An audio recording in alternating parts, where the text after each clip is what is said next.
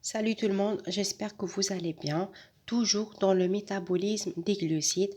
هاد المرة, on va voir une autre voie métabolique, c'est la voie des pentoses phosphates. Alors, قلنا بلي que les glucides subissent la glycolyse pour donner de l'ATP et le NADH qui constitue l'énergie métabolique. Mais les glucides peuvent subir une autre voie métabolique, c'est la voie des pentoses phosphates, à l'origine de la production de NADPH, qui est le pouvoir réducteur utilisé dans les réactions de biosynthèse réductrices. Donc, la voie des pentoses phosphates, c'est quoi? Donc, déjà appelée chaîne des hexoses monophosphates, est une voie qui dévie la glycolyse vers une autre voie utilisatrice du glucose. Donc, le but ou l'intérêt de cette voie, ce n'est pas de fournir de l'énergie comme celle de la glycolyse, mais plutôt former le ribose 5-phosphate, à l'origine de la synthèse des acides nucléiques, l'ADN, l'ARN, et les coenzymes NAD, FAD et le coenzyme A. Permet aussi de former l'érythrose 4-phosphate. C'est un précurseur des acides aminés aromatiques et une source de NADPH qui est un coenzyme réduit pour les réactions de biosynthèse réductrice. Maintenant, il est utilisé pour la synthèse des lipides, acides gras, cholestérol, dans le foie, le tissu adipeux et dans les glandes mammaires au cours de lactation, et pour produire des hormones stéroïdiennes dans les tissus stéroïdogènes comme la corticosurrénale.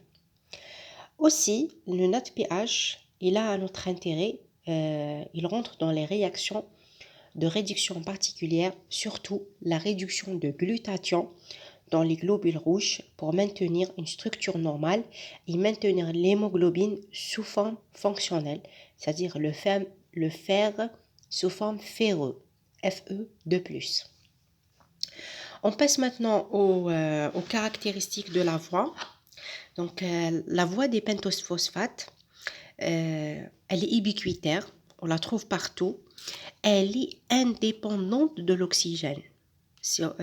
Donc, ce n'est pas comme la glycolyse se déroule dans les conditions anaérobiose et cycle de Krebs dans les conditions aérobiose, mais la VPP, elle est indépendante de l'oxygène.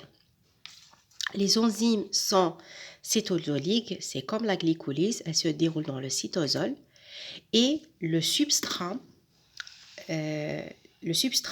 en dérivation sur la glycolyse, c'est le glucose 6-phosphate. Donc, cette voie la quitte au niveau du glucose 6-phosphate pour la rejoindre au niveau du fructose 6-phosphate et triose phosphate. Je m'explique. Donc, on a la glycolyse. Donc, nous avons le glucose حتى le pyruvate. Donc, le glucose, on nous donne glucose 6-phosphate. Donc, c'est la première réaction de phosphorylation.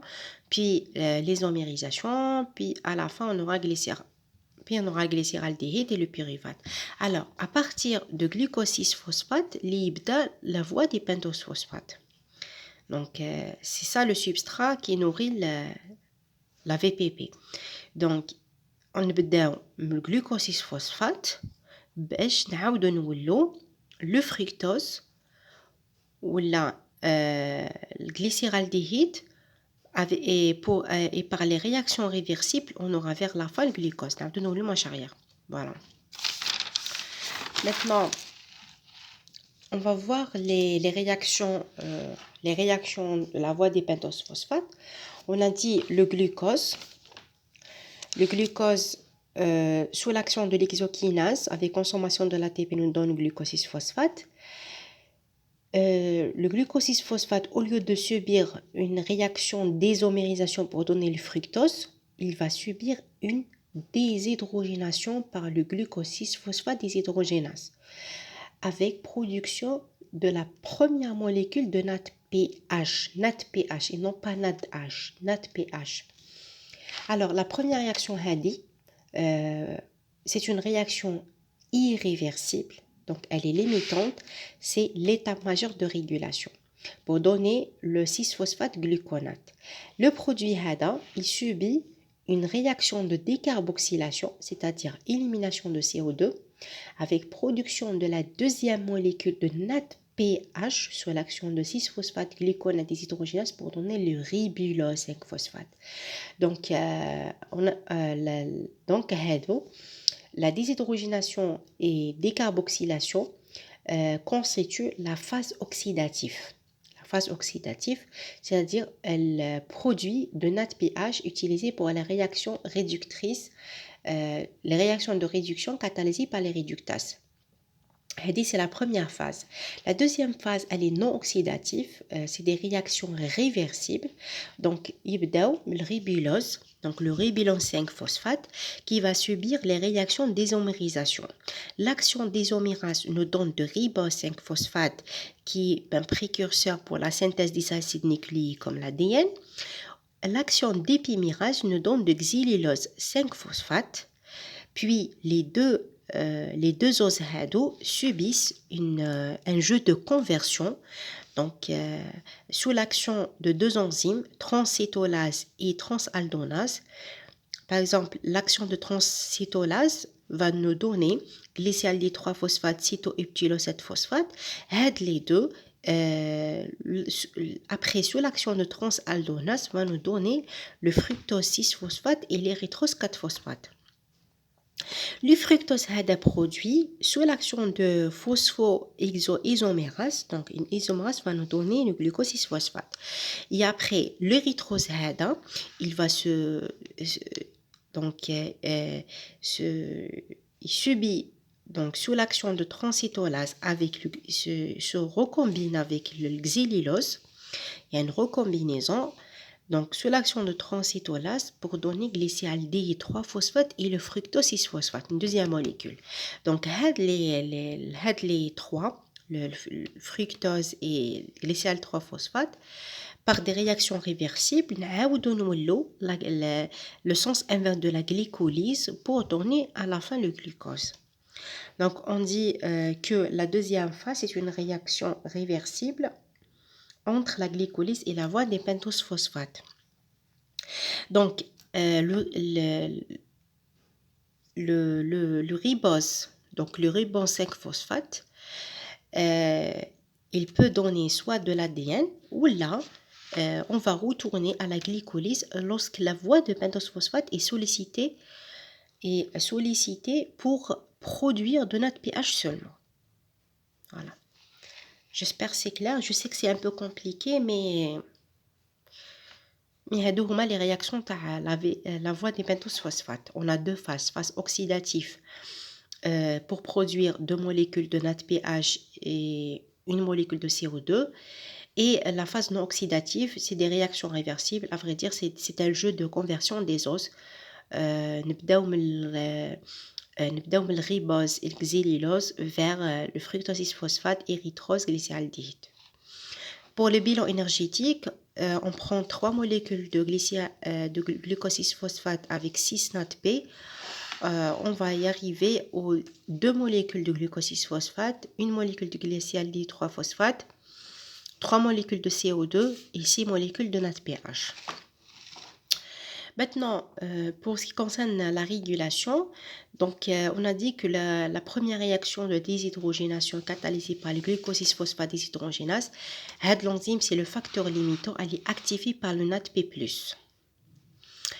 Et aussi le déficit de cette enzyme, le glucose 6-phosphate déshydrogénase, l'enzyme, son déficit dans les globules rouges, elle entraîne une diminution de NADPH. C'est-à-dire, il y a l'enzyme, mais il y a les deux molécules de NADPH, donc il y a une diminution de glutathion réduit, donc fragilisation de la membrane de globules rouges.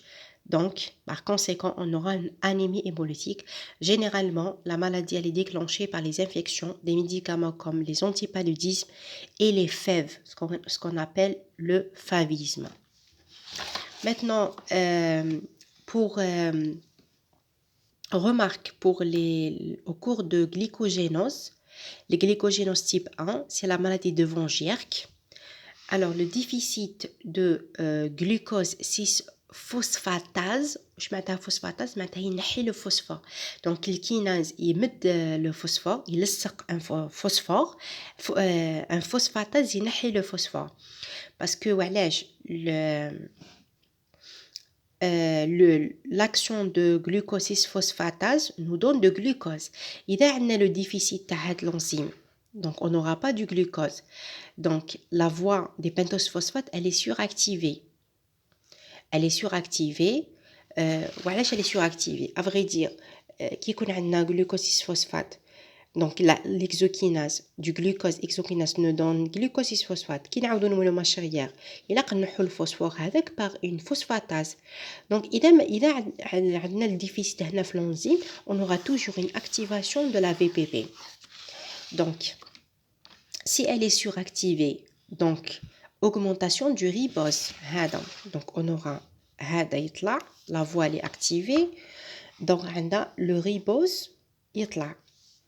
On aura augmentation de sa concentration. Donc, par conséquent, on aura augmentation des purines. Parce qu'on a le ribose, c'est un précurseur des acides nucléiques. Les acides nucléiques aussi contiennent les purines.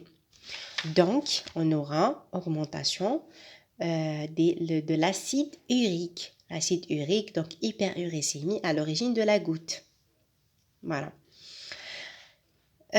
Pour le fonctionnement, comment ça fonctionne cette voie? En fait, il y a trois situations. Si la cellule a besoin d'un ATPH plus que le ribose, qu'est-ce qu'elle va faire? Elle va recycler le glucose 6-phosphate.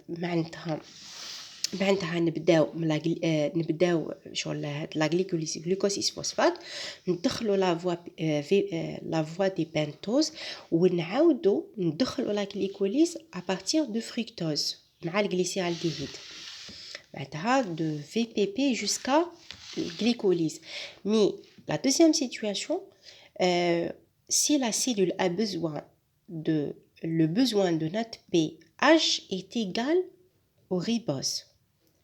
Dans ce cas, on aura achèvement de réaction jusqu'à le ribose qui est dirigé vers la synthèse des nucléotides et le NADPH utilisé dans les réactions de synthèse réductrice. On a la première situation, ندخلوا la voie نعاودوا نولوا la glycolyse. Mais هاد المرة si NADPH est égal ribose ندخلوا la voie de pentose phosphate. Mais هاد المرة les réactions يحبسوا هنا. Une fois on a le ribose nous donne les acides nucléiques et le NADPH il est utilisé dans les réactions de réduction. La troisième situation, si la cellule a besoin de ribose plus que le NADPH, dans ce cas, la première enzyme qui catalyse la première réaction, le glucose 6-phosphate déshydrogénase, elle est inhibée. Maintenant, la voie non oxydative est renversée. Donc, on aura les réactions inverses de transacétylisation et transaldolisation. Je m'explique le schéma. Donc, on a la première étape, ندخلوا la voie si on a besoin de NADPH plus que le ribose. Donc, ندخلوا la voie de VPP. نعاودوا نولوا la glycolyse. La deuxième cas, si est égal. معناتها on aura un achèvement des réactions حتى الريبوز. Donc نوصلوا للريبوز نحبسوا. Mais la troisième situation, إذا la cellule a besoin de ribose plus que NADPH, ما ندخلوش منها, mais plutôt ندخلوا منها. ندخلوا من الفريكتوز 6-phosphate et le fructose, l'érythrose, on va avoir les réactions inverses de transaldolisation et transéthylisation pour avoir le ribose. Le ribose pour donner les acides nucléiques. L'enzyme elle est inhibée. Donc, en résumé, la voie des pentose phosphates, c'est la voie de chaîne de la glycolyse, c'est-à-dire c'est une voie qui dévie la glycolyse Leur rôle, c'est de produire de NADP, de NADPH et non pas le NADH, NADPH et le ribose qui sont les précurseurs d'autres voies métaboliques. L'enzyme clé, c'est le glucose 6-phosphate déshydrogénase. Son déficit à l'origine des anémies hémolytiques par fragilisation de la membrane érythrocytaire. J'espère que c'est clair et merci pour votre attention.